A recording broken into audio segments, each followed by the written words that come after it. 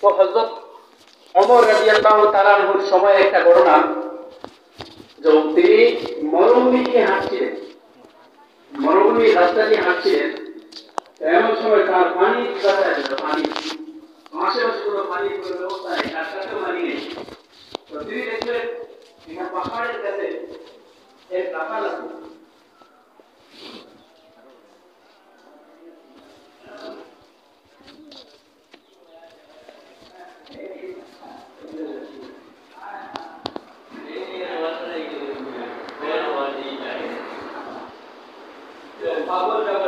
আমরা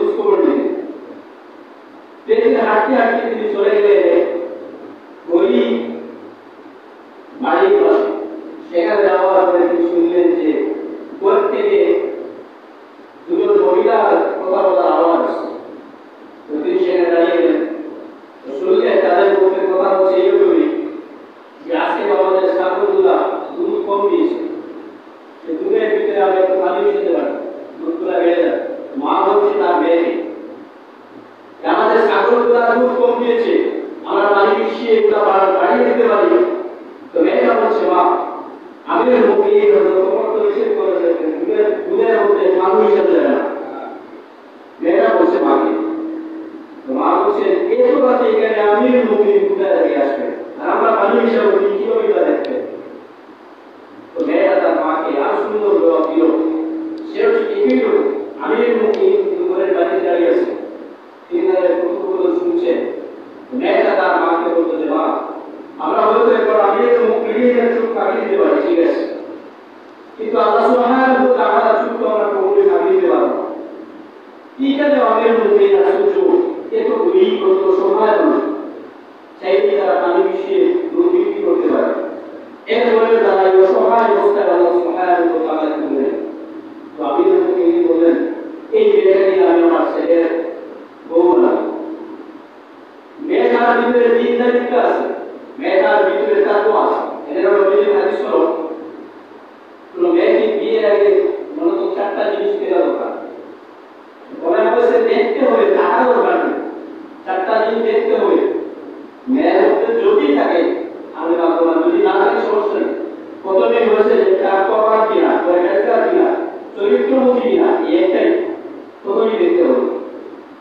এরপরের বিষয় হচ্ছে সৌন্দর্য, বংশ, ধন-সম্পদ এগুলো দেখতে পারেন, কিন্তু বাকি 3টা থাকতে হবে শর্ত না।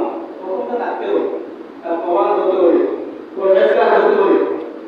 কারণ একটা মেয়ে আপনার যদি চরিত্রবান না হয় পরবর্তী জীবন তার কষ্ট হবে, এটা স্বাভাবিক। এই দিকে আমার আলোচনা নাম করব। গরিবী অবস্থায় আমাদের তাকওয়া থাকা উচিত। এই তাকওয়ার কারণে অসংখ্য গরিব গুনাহ থেকে আমরা চাইলে বাঁচতে পারি, ছোট এবং বড় সব গুনাহ থেকে আমরা বাঁচতে পারি। আরো অসংখ্য ঘটনা এসেছে, যেমন আমরা সবাই জানি যে ওমর রাদিয়াল্লাহু তাআলা মদিনার একটা রাস্তা দিয়ে হাঁটছিলেন, যাওয়ার সময় এক যুবকের সাথে দেখা হলো। যুবকটা ওমর রাদিয়াল্লাহু তাআলা দেখা করে ভয় পেয়ে গেল। ওমর তো বড় মানুষ ছিলেন, শক্তিশালী মানুষ ছিলেন।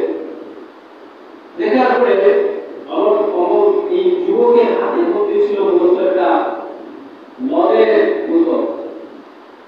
যুবকটা বলল, আজকে তো আমার অবস্থা শেষ, আমি এই ওমর যদি আমার হাতের মধ্যে মদের বোতল থেকে তাহলে তো আমাকে এখানেই কতল করবে।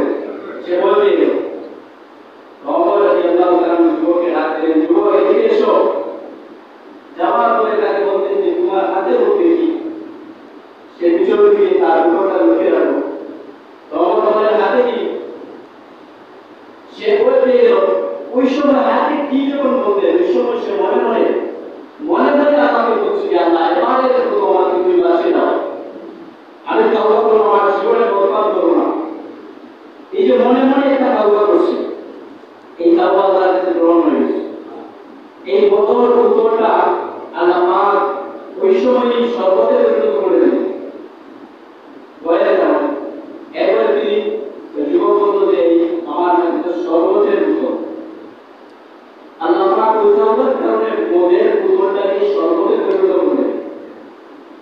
এই দেখুন একটা বিষয়, মূল বিষয় আমরা ইতিপূর্বে যা আলোচনা করেছি, যতটুকু করেছি তারপর আলাদা কারণে এই সবগুলাকে আমরা সামনে রেখে যদি একই তাওবা করি, দয়ালু খেলিদার এক যারা তাওবা করে ঈমান রাখে এবং নেক আমল করে, আল্লাহ সুবহানাহু ওয়া তাআলা তাদের জীবনের সব গুনাহগুলোকে নেক আমলে পরিণত